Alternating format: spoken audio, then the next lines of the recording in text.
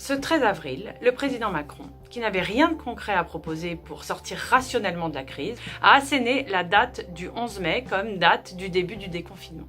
Et le ministre de l'Éducation, M. Blanquer, s'est naturellement engouffré dans cette date sortie du chapeau et a commencé à lancer des propositions pour ce qui est rapidement devenu la rentrée du 11 mai. Suite aux annonces d'Edgar Philippe le 28 avril, nous recevons beaucoup de demandes et de questions pressantes concernant la reprise et l'organisation de la rentrée du 11 mai. En revanche, les questions et les interrogations du personnel concernant les masques ou les tests ne reçoivent pas beaucoup de réponses. Est-ce que le 11 mai, il y aura vraiment des masques adaptés en quantité suffisante pour tous les personnels et pour les élèves?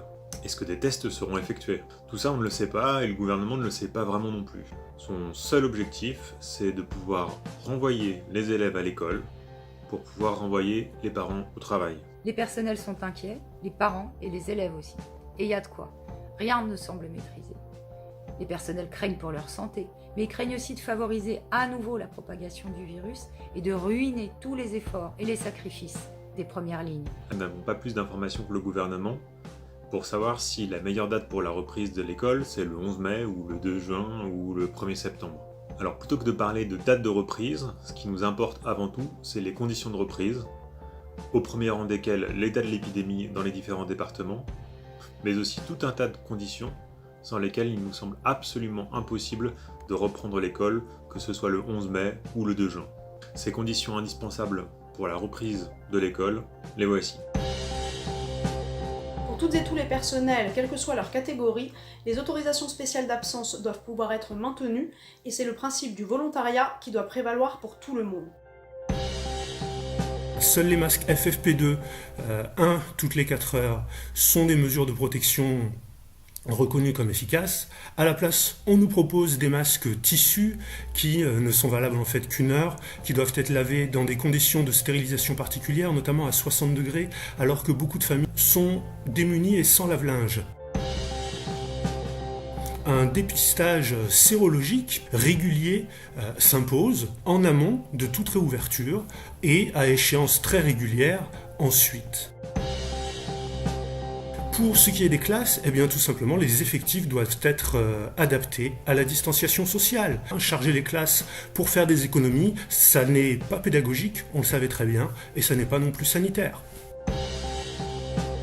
Nous demandons à ce que soit mis en place un temps de formation sanitaire pour les personnels, ainsi qu'un temps de sensibilisation aux élèves sur le respect des gestes barrières, l'utilisation des masques de protection ou encore le lavage des mains. Des thermomètres électroniques frontaux doivent être fournis dans chaque école, collège et lycée de l'académie.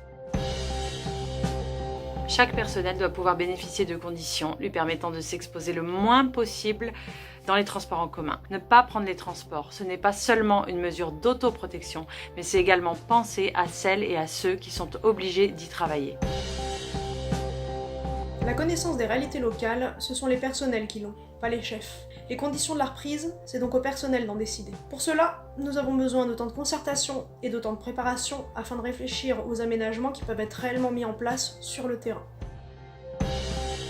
Au Danemark, les cours dehors sont privilégiés. En Italie, la ministre de l'Éducation elle-même a dit qu'à partir de septembre, quand les écoles rouvriront, il faudra essayer de faire davantage cours dehors dans les parcs et jardins. Mais le gouvernement français rouvre les classes, rouvre les écoles et interdit toujours les parcs et jardins. Cherchez l'erreur. Ces conditions que nous avons listées ne sont évidemment pas exhaustives et nous appelons les personnels, enseignants et enseignantes, AESH, personnel de vie scolaire, personnels médico-sociaux, personnel administratif, agents, gardiens et gardiennes, animateurs et animatrices, à s'en saisir et à en discuter collectivement. Faisons remonter nos exigences et imposons nos conditions de reprise. Ça fait 2 mois que les soignants et les soignantes, que les personnels aidants, que les éboueurs, que les caissières, que les machinistes et j'en passe travaillent sans masque FFP2, travaillent sans protection. Il y en a plusieurs d'ailleurs qui ont laissé leur vie. Et nous, on demande ce matériel pour nous, mais il faut qu'on le demande aussi pour eux. La crise sanitaire a un impact sur la scolarité des élèves. Pour nous permettre d'assurer l'après-crise, nous demandons la mise en place d'un plan d'urgence pour l'éducation nationale. Pour la réussite de toutes et tous les élèves, pour lutter contre l'échec scolaire, c'est de moyens humains dont nous avions et dont nous aurons besoin.